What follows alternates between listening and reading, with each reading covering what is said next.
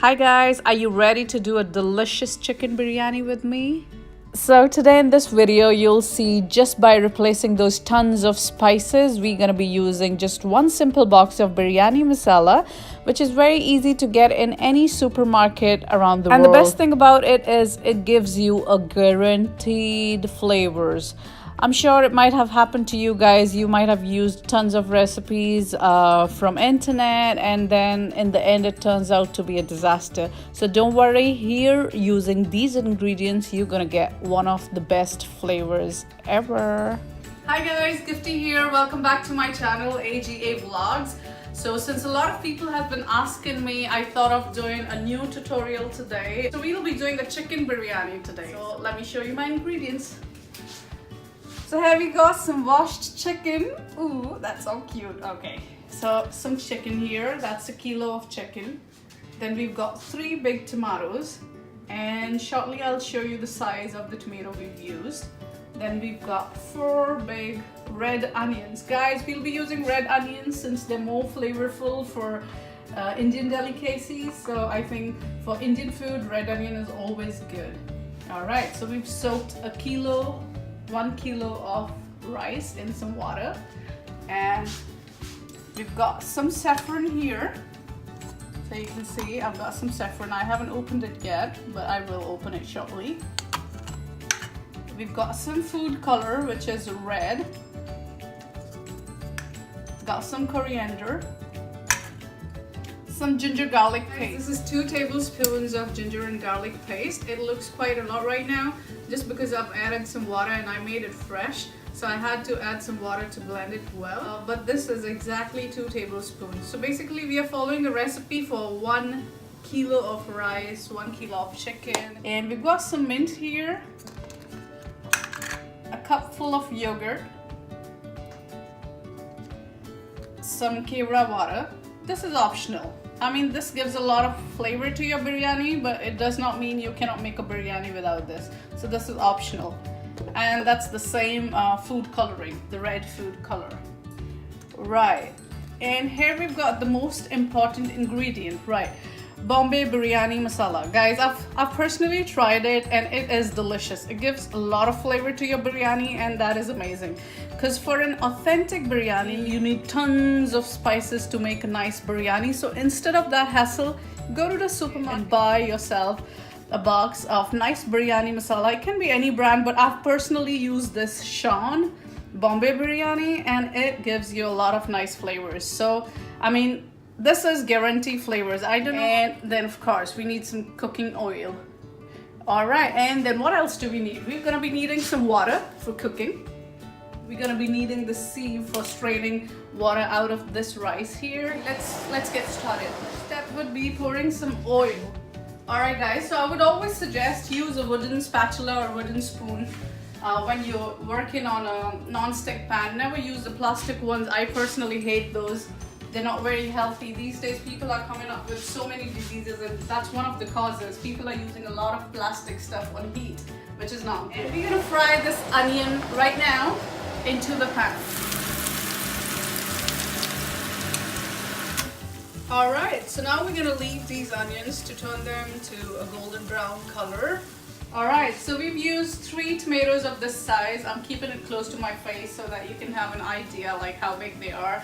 And we've kept 4 of these red onions, so you can check out the size. So it's almost the same quantity. You see, tomatoes are a little bit big size, so they're 3, and onions are a little bit smaller, so they're 4.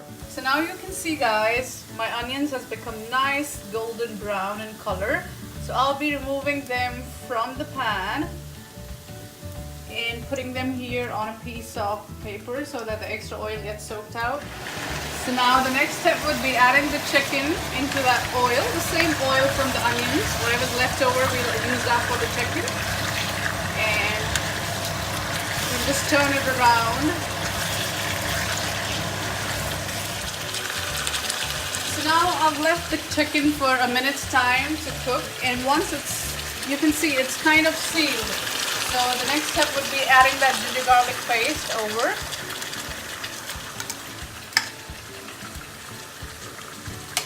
And I would just stir it, like mix it. Alright, masala time. So we're going to be putting the entire sachet of that masala.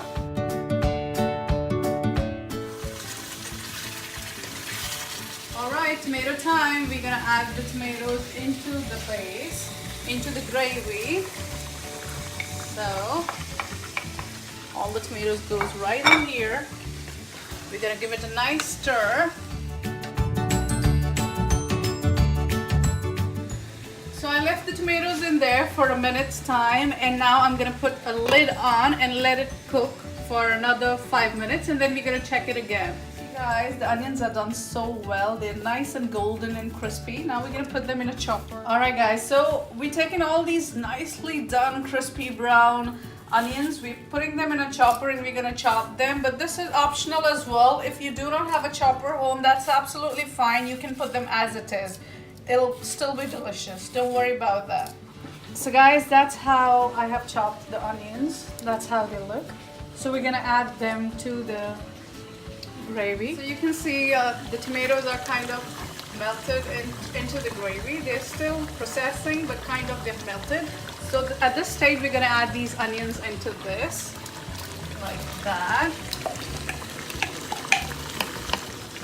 So we'll give it a gentle stir so that our chicken flesh doesn't get apart from the bones. Right, so we're gonna stir our yogurt. We're gonna add it to our beautiful brown gravy. Guys, you can see the color of the gravy is absolutely stunning. So here we're adding that yogurt into it. And we're gonna give it a gentle stir, and once the gravy starts to leave the oil, as in when you see the oil coming out of the gravy, that's the point where your gravy is ready, and we'll start the process with the rice now. So we'll give it a gentle stir so that it doesn't break our chicken pieces either. So now we're doing the rice. So we'll be putting 2.5 tablespoons of salt into the water here, where we're gonna boil our rice, and give it a gentle stir. Right, taking all those rice here, I'm gonna add it to the water. Alright, so don't worry about the quantity of the water guys, because anyways we're gonna strain the excess water out of these rice. So you can just put a lot of water to it and then some salt, so that there's a flavor of salt into the rice. Anyways, if you noticed, I didn't put any salt into the gravy because that Bombay biryani masala already had enough salt in there. If you're using any other masala, check out the salt quantity into that masala. If it's already there, you don't have to put salt. If it's not there, then you have to put salt as per taste. So now we'll be cooking these rice up to 60 to 70%. So we just need our rice done up to 60 to 70% cooked, and then we're gonna strain the excessive water out. So here you can see guys, the rice is almost done. So what I wanted it to be like 70%. So they are perfect for now. So we're gonna strain them right away. Alright, so now we're gonna layer up the biryani. So the first step would be putting a layer of rice in the bottom of a pan. So another layer would be some mint leaves and coriander leaves, and then you'll put that gravy of the chicken and few chicken pieces. So you'll nicely layer them up. So you'll repeat the steps. Then again, you'll put some rice on top, some mint and coriander leaves, and then back to the chicken gravy we made. Few coriander leaves and mint leaves, and in the end we're gonna put some saffron water and the food color. So what you see right here is saffron into some milk. So I soaked it for like a few minutes, and then I've added it onto the top layer. And now we're gonna be adding the red color, which I've mixed with some water. So it's just to give like two different nice colors into the biryani. As a last step, put a spoonful of ghee or melted butter, or maybe some pouring cream. It's gonna give a nice texture and a delicious flavor to your biryani. Alright, so few drops of kebra water right in the end.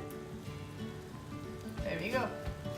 Last stage of biryani, guys, we need to give it some dum. Dum is like suffocating the rice and the meat together in the pot. So we can either use some dough, kneaded dough, and then seal it right here and seal the vent on top so that it gets really nice done. But as I do not want to do that, I chose to do something else, which I do it like every second day whenever I cook biryani. So I'm gonna seal it with the foil like that. Sorry, it was hot. Be careful while doing that. So I'm gonna do this and then seal it with the lid. At the last, we need to put it on a slow heat and we need to leave it for good 10 to 15 minutes for that dum process. We need to give indirect heat, so you can see there's a flat pan right in the bottom, which is quite hot already, and I've left my pan right on top of that. Alright, so let's check. Ooh, look at that. Oh my god, that smells so yum, guys. Let's try. Oh, look at those two different colors. Guys, if you wish to use any other meat than chicken, say it's beef or mutton or lamb, follow the same recipe, just replace the chicken with the meat you want. Guys, if you prefer nuts in your food, by all means, please go ahead and garnish your biryani with some fried onions, some toasted raisins, and cashew nuts.